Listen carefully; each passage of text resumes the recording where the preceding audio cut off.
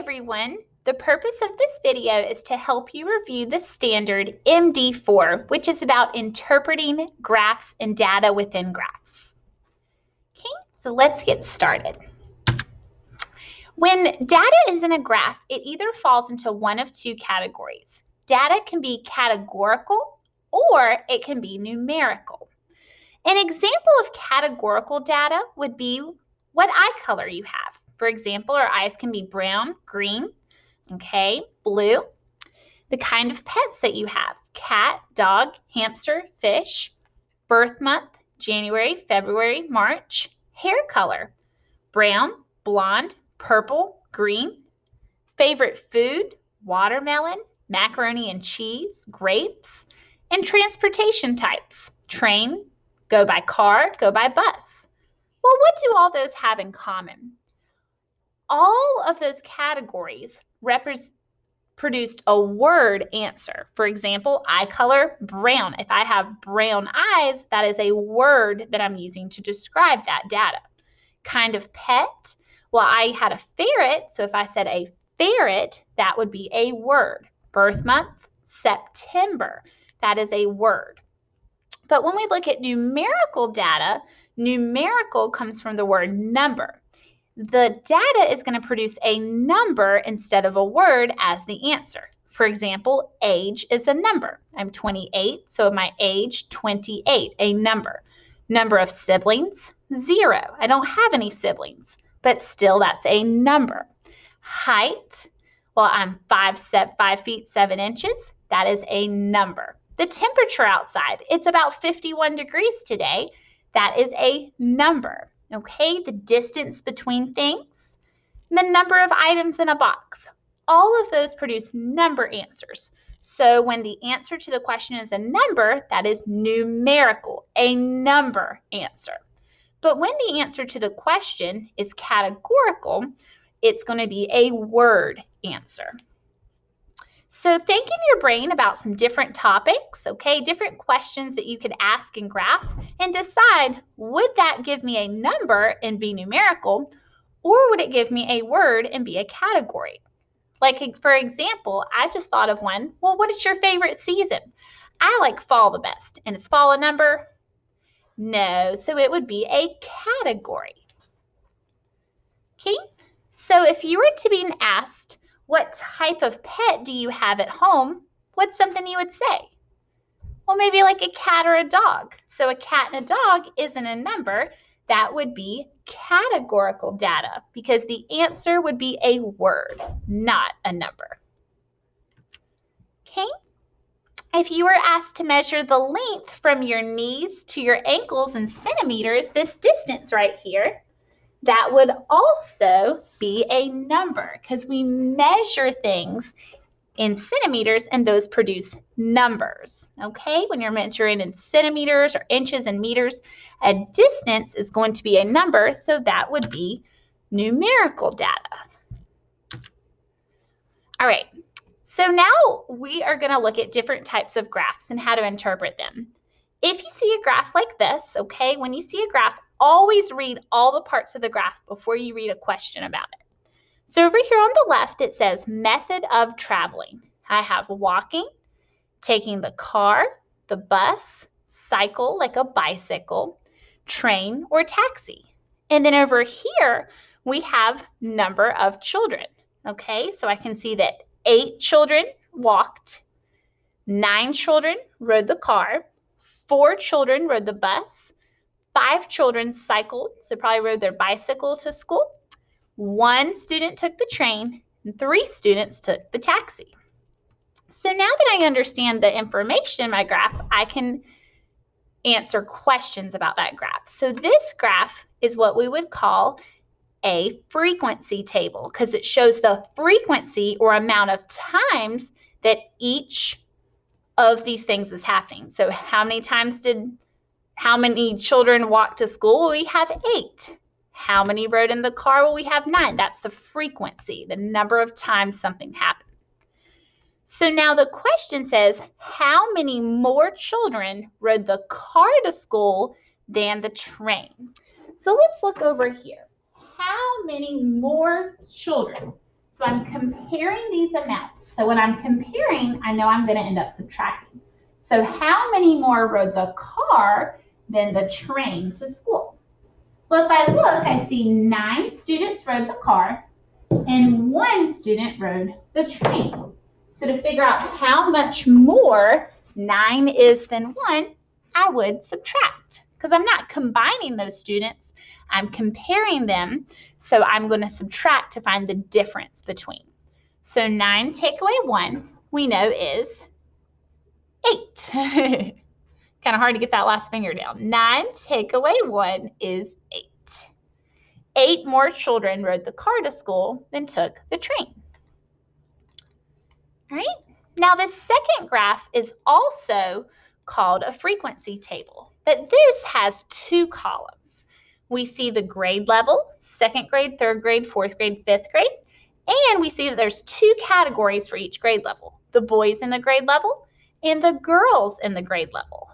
So the question says, how many more boys are there in 3rd grade than girls in 4th grade? Okay. So again, how much more? I know I'm comparing those 2 amounts. So I'm going to subtract because I'm comparing to find that difference between. I'm not combining them. If I was combining them, I'd add. I'm subtracting to find the difference. So I'm going to go circle each one because all of that data is not what I'm looking at. I'm just looking for how many more boys are in 3rd grade than girls in 4th grade. So I'm going to go to boys in 3rd grade, right here, it's going to be 18. Now the girls in 4th grade down here is going to be represented by this number because girls in 4th grade, they meet here at the 14. So now I'm going to subtract 18 take away 14, and I'm going to be left with a difference of 4. If I think about my part whole, 18 is my whole. 1 part is 14. Well, it takes 4 more to find that missing part. So the difference between the 3rd grade boys and the 4th grade girls is 4. There are 4 more boys in the 3rd grade than girls in the 4th grade. Okay?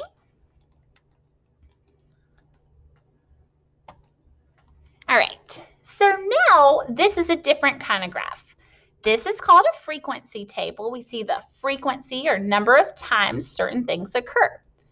Like the 19 boys are in 2nd grade while 15 girls are in 2nd grade. Okay? 18 boys are in 3rd grade while 26 girls are in 3rd grade. Okay? That's frequency, the number of times something occurs. Well, this isn't a frequency table. The data is represented with a bar. So we call this a bar graph. Bar graphs will have titles to help you tell what the graph is about. And it'll either have numbers or words across the bottom, okay? So we see that the title says scores on a basic math test. And then we have the scores down below. So those friends that scored a 40, 50, 60, 70, 80, 90, and 100. And then we see the students on the side, the number of students there. So the question says, how many students received a score of less than 80? Okay? So since the question says how many students, I know I'm definitely going to be looking over here for my number of students. Okay? But how many students received a score, so now I need to look down here, of less than 80. Well, these friends scored 80. 6 students, because I'm just following the line over to the side, it's on the line where the 6 is. 6 students scored an 80. But since I'm looking for less than 80, those 6 friends are not going to count. These friends that scored a 90 are also not going to count because I'm looking for what's less than 80. So I know 70, 60, 50, and 40 are all less than that 80%. So if I count those students up, those friends that scored a 70 is between 2 and 4. Well, the number between 2 and 4 is 3. So I know 3 kids made a 70. I see that 4 kids made a 60. 2 kids made a 50. And between 0 and 2 is 1, so one kid made a 40. So if I count those up, 4 plus 3 plus 2 plus 1, that's 7, 8, 9, 10. 10 students scored less than an 8. Okay? Had it have asked how many kids took this test, then I would have added them all together. But I didn't need to add all the kids together, just the number of students that scored less than that 80%. All right, so now we have another bar graph, okay? It says our cafeteria orders. Here's the number of students. And then these are the different items that they ordered. So the number of students that ordered pizza, I can see is 150. The number of students that ordered chicken nuggets is 125. The hamburger amount is 50. The hot dogs is 100. 100 students ordered hot dogs. And those that ordered spaghetti is 50. So the first question says, how many more students ordered chicken nuggets than hamburger? So again, how much more one thing is and something else is comparing those two amounts. So I'm going to subtract to find that difference. So how many more ordered chicken nuggets than hamburger? If I come over here to chicken nuggets and hamburger, I'm going to isolate those because I'm not worried about the pizza, the hot dogs, or the spaghetti at this point. I want to know how much more chicken nuggets there are than hamburgers. So if I look to the side, 125 people ordered the chicken nuggets and only 50 people ordered the hamburgers. So if I think about my part whole, my whole is 125, my part is 50, and I want to know the difference, the missing part. So I'm going to do 125 take away 50. Well, 5 take away 0, and the ones place is still 5. Ooh, but in the tens place, 2 take away 5. Well, I can't have 2 tens and take 5 away, so I'm going to go to the hundreds place and borrow a group of tens. So since I had 2 tens and I gave it 10 more, that's 12 tens. And 12 take away 5 is 7, so I know that there are 75 more people that ordered chicken nuggets than hamburgers. Because if I were to take this 50 and add 75 to it right here, I would get 125. Okay? So now I'm going to answer the second question. It says, how many total students ordered spaghetti or hot dogs? So since I'm looking for that total amount that ordered spaghetti or hot dogs, I know that now instead of comparing and subtracting, I'm combining. So I'm going to add these two amounts together. So I see that 100 students ordered hot dogs, 50 students ordered spaghetti. So if I combine 150, I get 150. 150 people ordered spaghetti or hot dogs. Be sure to really carefully analyze the words in the problem so you know exactly what operation to do.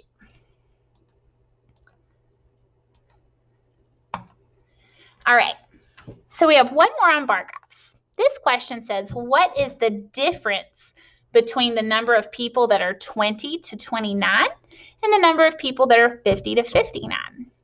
So if we come over here to this bar graph, I see that the title is Ages of People at a Family Reunion.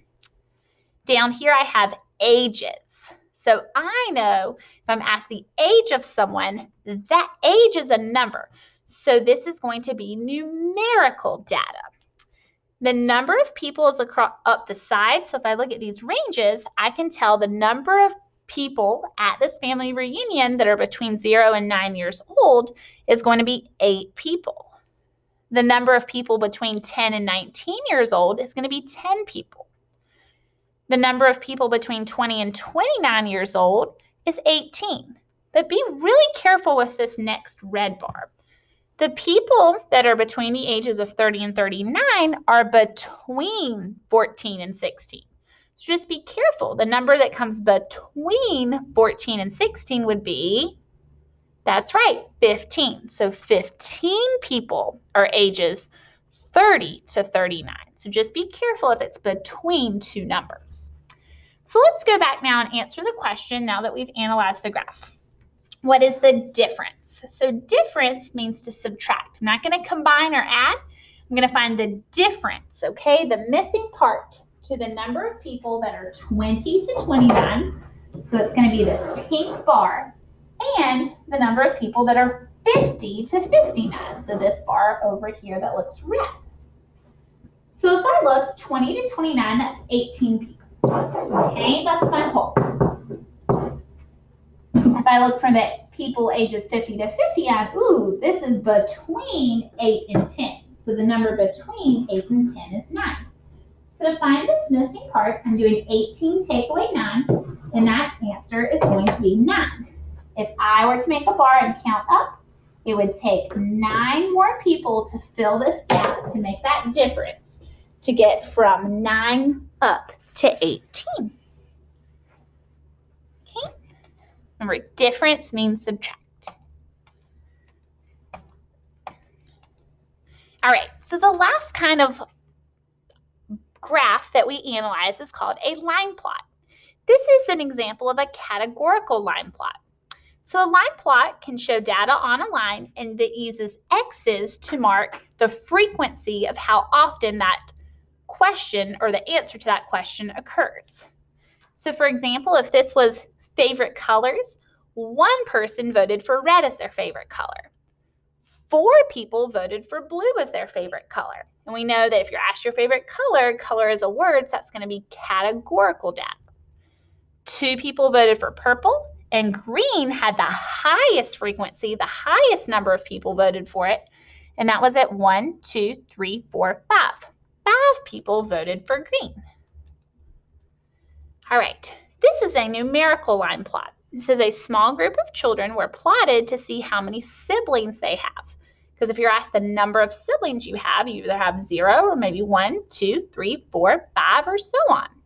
But that number of siblings would be a number answer. So we see that 1 person has no siblings.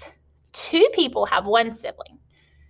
4 of those students have 2 siblings, and 4 of those students have 3 siblings. But none of the students that were surveyed have 4 siblings. Okay, so now we're going to do an example. What is the most frequent amount of time 4th graders suggested reading each night? So if we look down here, the title of this line plot is how much time 4th graders should spend reading per night.